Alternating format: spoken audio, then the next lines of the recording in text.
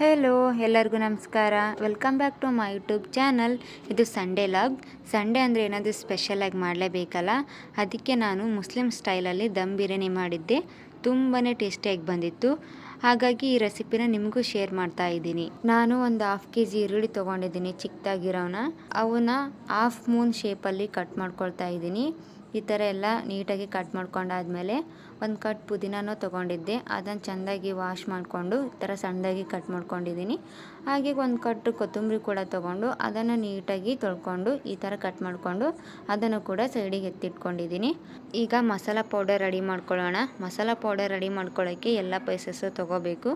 ಅದರಲ್ಲಿ ಸೋಪು, ಸಾಯಿ ಜೀರಾ, ಚಕ್ಕೆ, ಏಲಕ್ಕಿ, ಲವಂಗ, ಕಾಳು ಮೆಣಸು, ಕೊತ್ತಂಬರಿ ಕಾಳು, ಜಾಪತ್ರೆ, ಸ್ಟಾರು ಇವನ್ನೆಲ್ಲ ತೊಗೊಂಡು ನಾನು ಫ್ರೈ ಮಾಡ್ಕೊಂಡಿದ್ದೀನಿ. ಫ್ರೈ ಎಲ್ಲ ಮಾಡ್ಕೊಂಡಾದ್ಮೇಲೆ ಅದೊಂದು ಸ್ವಲ್ಪ ತಣ್ಣಾಗೋಕ್ಕೆ ಬಿಡಬೇಕು. ತಣ್ಣ ಎಲ್ಲ ಆದಮೇಲೆ ಒಂದು ಸಣ್ಣದಾಗಿರೋ ಮಿಕ್ಸಿ ಜಾರನ್ನ ತೊಗೊಂಡು ಅದಕ್ಕೆ ಇದನ್ನ ಹಾಕ್ಕೊಂಡು ಅದನ್ನು ಪೌಡರ್ ಮಾಡ್ಕೋಬೇಕು. ಈ ಥರ ಎಲ್ಲ ಮನೆಯಲ್ಲೇ ಪೌಡರ್ ಮಾಡ್ಕೋಬೋದು. ಚಿಕನ್ ಮಸಾಲ, ಗರಂ ಮಸಾಲ ಇವನ್ನೆಲ್ಲ ಹಾಕೋ ಬದಲು ಈ ಥರ ಎಲ್ಲ ಸ್ಪೈಸಸ್ನ ನಾವೇ ಬಿಸಿ ಮಾಡಿಕೊಂಡು ಈ ಥರ ಪೌಡ್ರ್ ಮಾಡಿಕೊಂಡ್ರೆ ಸಖತ್ತು ಟೇಸ್ಟಿಯಾಗಿರುತ್ತೆ. ಈಗ ಅದೇ ಒಂದು ಮಿಕ್ಸಿ ಜಾರಿಗೆ 4 ಹಸೆಕಾಯಿ ಹಾಕ್ಕೊಂಡು, ಈರುಳ್ಳಿ ಹಾಕ್ಕೊಂಡು, ಕೊತ್ತಂಬರಿ ಹಾಕ್ಕೊಂಡು ಇದೊಂದು ಪೇಸ್ಟು ರೆಡಿ ಮಾಡಿಕೊಂಡೆ. ಈಗ ನಾವು ಆನಿಯನ್ನ ಫ್ರೈ ಮಾಡ್ಕೋಬೇಕಲ್ಲ. ಈಗ ಒಂದು ಬಾಣಲಿ ಇಟ್ಟು ಅದಕ್ಕೆ ನಾನು ಆಯಿಲ್ನ ಹಾಕ್ತಾಯಿದ್ದೀನಿ. ಈ ಥರ ಆಯಿಲೆಲ್ಲ ಬಿಸಿ ಆದಮೇಲೆ ಆಯಿಲ್ ಒಳಗೆ ಈರುಳ್ಳಿ ಹಾಕ್ಕೊಂಡು ಗೋಲ್ಡನ್ ಕಲರ್ ಬರೋವರೆಗೂ ಫ್ರೈ ಮಾಡ್ಕೋಬೇಕು.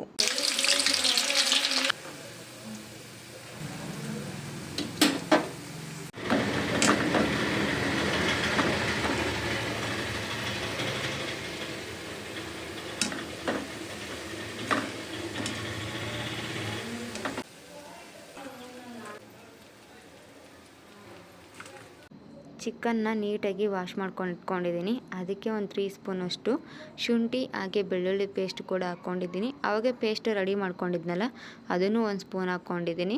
ಹಾಗೆ ಸಣ್ಣದಾಗಿ ಹೆಚ್ಕೊಂಡಿರೋ ಪುದೀನ, ಹಾಗೆ ಸಣ್ಣದಾಗಿ ಹೆಚ್ಕೊಂಡಿರೋ ಕೊತ್ತಂಬರಿ ಸೊಪ್ಪು ಕೂಡ ಹಾಕ್ಕೊಂಡು, ಹಾಗೆ 1-2 ಟೊಮೊಟೊನ ತೊಗೊಂಡಿದ್ದೆ, ಅದನ್ನು ನೀಟಾಗಿ ಹಚ್ಕೊಂಡು ಅದನ್ನು ಕೂಡ ಹಾಕ್ಕೊಂಡಿದ್ದೀನಿ. ಇದನ್ನೆಲ್ಲ ಆದಮೇಲೆ ಒಂದು 3 ಸ್ಪೂನಷ್ಟು ಪೌಡ್ರ್ ಮಾಡಿಟ್ಕೊಂಡಿದ್ನಲ್ಲ ಅದನ್ನು ಕೂಡ ಹಾಕ್ಕೊಂಡಿದ್ದೀನಿ. ಇದೆಲ್ಲ ಹಾಕ್ಕೊಂಡಾದ್ಮೇಲೆ ಗಟ್ಟಿ ಮೊಸರು ಕೂಡ 1 ಕಪ್ ಹಾಕ್ಕೊಳ್ತಾ ಇದ್ದೀನಿ. ಇದನ್ನೆಲ್ಲ ಹಾಕ್ಕೊಂಡಾದ್ಮೇಲೆ ಈರುಳ್ಳಿನ ಫ್ರೈ ಮಾಡಿಟ್ಕೊಂಡಿದ್ನಲ್ಲ ಗೋಲ್ಡನ್ ಕಲರ್ ಬರೋವರೆಗೂ ಅದನ್ನು ಹಾಕ್ಕೊಂಡಿದ್ದೀನಿ. ಇದನ್ನು ಒಂದು ಸ್ವಲ್ಪ ಹಾಕ್ಕೊಳ್ಳಿ, ಇನ್ನೂ ಸ್ವಲ್ಪ ಎತ್ತಿಟ್ಕೊಳ್ಳಿ. ಹಾಗೆ ರುಚಿಗೆ ತಕ್ಕಷ್ಟು ಉಪ್ಪು ಕೂಡ ಹಾಕ್ಕೊಂಡಿದ್ದೀನಿ. ಆದಮೇಲೆ ಸ್ವಲ್ಪ ಅರಿಶಿಣ, ಅಚ್ಚ ಖಾರದ ಪುಡಿ ಇದನ್ನು ಹಾಕ್ಕೊಂಡಾದ್ಮೇಲೆ ಈಗ ಇದನ್ನು ಮಿಕ್ಸ್ ಮಾಡ್ಕೊಳ್ತಾ ಇದ್ದೀನಿ. ಈ ಥರ ಚೆನ್ನಾಗಿ ಮಿಕ್ಸ್ ಮಾಡ್ಕೋಬೇಕು. ಇದು ಚಿಕನ್ನ ಪೂರ್ತಿ ಇದ್ರ ಒಳಗೆ ನೆನಿಬೇಕು. ಅದಕ್ಕೆ ನೀಟಾಗಿ ಮಿಕ್ಸ್ ಮಾಡ್ಕೊಳ್ಳಿ, ಚೆನ್ನಾಗಿ ಮಿಕ್ಸ್ ಮಾಡ್ಕೋಬೇಕು. ನೋಡಿ ನಾನು ನಿಮಗೆ ತೋರಿಸ್ತಾ ಇದ್ದೀನಿ.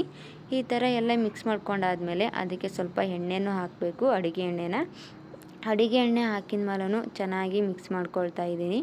ಈ ಥರ ಎಲ್ಲ ಮಿಕ್ಸ್ ಮಾಡ್ಕೊಳ್ತಾ ಇರಬೇಕು. ನಿಮಗೆ ಗೊತ್ತಾಗ್ತಿದೆ ಹೇಗೆ ಮಿಕ್ಸ್ ಮಾಡ್ಕೊಳ್ತಾ ಇದ್ದೀನಿ ಅಂತ.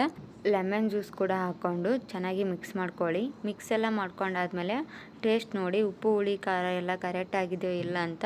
ಕರೆಕ್ಟ್ ಆಗಿಲ್ಲಪ್ಪ ಅಂತ ಅಂದರೆ ಮತ್ತು ನಿಮ್ಗೆ ಏನು ಕಡಿಮೆ ಆಗಿದೆಯೋ ಅದನ್ನ ಹಾಕ್ಕೊಂಡು ಮತ್ತು ಚೆನ್ನಾಗಿ ಮಿಕ್ಸ್ ಮಾಡಿಕೊಂಡು ಒಂದು ಅಟ್ಲೀಸ್ಟ್ 2 ಅವರ್ಸ್ ಆದ್ರೂ ನೆನೆಗೆ ಬಿಡಿ. ಏಕೆಂದರೆ ನೆಂದಷ್ಟು ಚಿಕನ್ ಬಿರಿಯಾನಿ ತುಂಬ ಟೇಸ್ಟಿಯಾಗಿ ಬರುತ್ತೆ. 1-2 ತಾಸಲ್ಲಿ 1.5 ತಾಸು ಆದಮೇಲೆ ನಾನು 2 ಕಪ್ ಬಾಸುಮತಿ ಅಕ್ಕಿ ತೊಗೊಂಡಿದ್ದೀನಿ. ಅದನ್ನು ತೊಗೊಂಡು ನೀಟಾಗಿ ವಾಶ್ ಮಾಡಿಕೊಂಡು ಅದನ್ನು ಒಂದು 10 ನಿಮಿಷಗಳ ಕಾಲ ಬಿಟ್ಟು ಆಮೇಲೆ ನೀರು ಬಸ್ಕೊಂಡು ಇಟ್ಕೊಂಡಿದ್ದೀನಿ.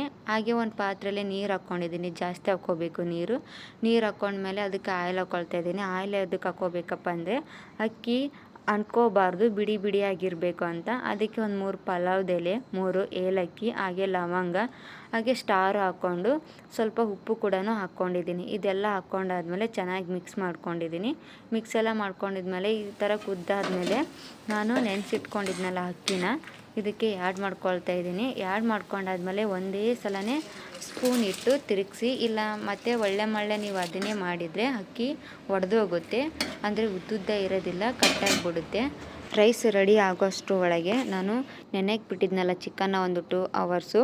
ಈಗ ನೋಡಿ ನಿಮಗೆ ತೋರಿಸ್ತಾ ಇದ್ದೀನಿ ಎಷ್ಟು ಸಖತ್ತಾಗಿ ನೆನ್ಕೊಂಡಿದೆ ಇದು ಚಿಕನ್ ಪೀಸ್ನ, ಎಷ್ಟು ಸಾಫ್ಟಾಗಿದೆ. ಈಗ ಇದನ್ನು ಒಂದು ಪಾತ್ರೆ ಒಳಗೆ ಆಯಿಲ್ ಹಾಕ್ಕೊಂಡಾದ್ಮೇಲೆ ಚಿಕನ್ ಹಾಕ್ಕೊಳ್ಳಿ. ಅದ್ರ ಮೇಲೆ ಸ್ವಲ್ಪ ಪುದೀನ, ಸ್ವಲ್ಪ ಕೊತ್ತಂಬರಿ ಕೂಡ ಹಾಕ್ಕೋಬೇಕು. ಈಗ ರೈಸು ಬೇಯೋಕ್ಕೆ 100% ಇದ್ದರೆ 75% ಇದ್ದಾಗನೇ ಅಕ್ಕಿನ ಇಳಿಸ್ಕೊಂಡು ನೀರನ್ನ ಬಸ್ಕೋಬೇಕು. ಬಸ್ಕೊಂಡಾದ್ಮೇಲೆ ಡೈರೆಕ್ಟ್ ಚಿಕನ್ದೊಳಗೆ ಅಕ್ಕಿ ಹಾಕ್ಕೊಂಡು ಈಗ ಗ್ಯಾಸ್ ಮೇಲೆ ಇಡ್ತಾ ಇದ್ದೀನಿ. ಗ್ಯಾಸ್ ಆನ್ ಇರಬೇಕು, ಪೂರ್ತಿ ಜೋರಾಗೆ ಇಟ್ಕೊಳ್ಳಿ. ಗ್ಯಾಸ್ ಆನ್ ಆದಮೇಲೆ ಅದ್ರ ಮೇಲೆ ಸ್ವಲ್ಪ ಪುದೀನ ಹಾಕ್ಕೊಂಡಿದ್ದೀನಿ. ಪುದೀನ ಹಾಕ್ಕೊಂಡು ಕೊತ್ತಂಬರಿ ಕೂಡ ಹಾಕ್ಕೊಂಡು ಈರುಳ್ಳಿ ಫ್ರೈನ ಸ್ವಲ್ಪ ಎತ್ತಿಟ್ಕೊಂಡಿದ್ನಲ್ಲ ಅದನ್ನು ಕೂಡ ಇದ್ರ ಮೇಲೆ ಹಾಕ್ಕೊಳ್ತಾ ಇದ್ದೀನಿ. ಹಾಗೆ ಅಡಿಗೆ ಎಣ್ಣೆನೂ ಕೂಡ ಹಾಕ್ಕೊಂಡಾದ್ಮೇಲೆ ಒಂದು ಚಿಕ್ಕದಾಗಿರೋ ಸ್ಪೂನ್ ತೊಗೊಂಡು ಈ ಥರ 4 ಹೋಲ್ ಮಾಡ್ಕೊಳ್ಳಿ. ಇದಕ್ಕೂ ಕೂಡ ಅಡಿಗೆ ಎಣ್ಣೆನ ಹಾಕ್ಕೊಳ್ಳಿ.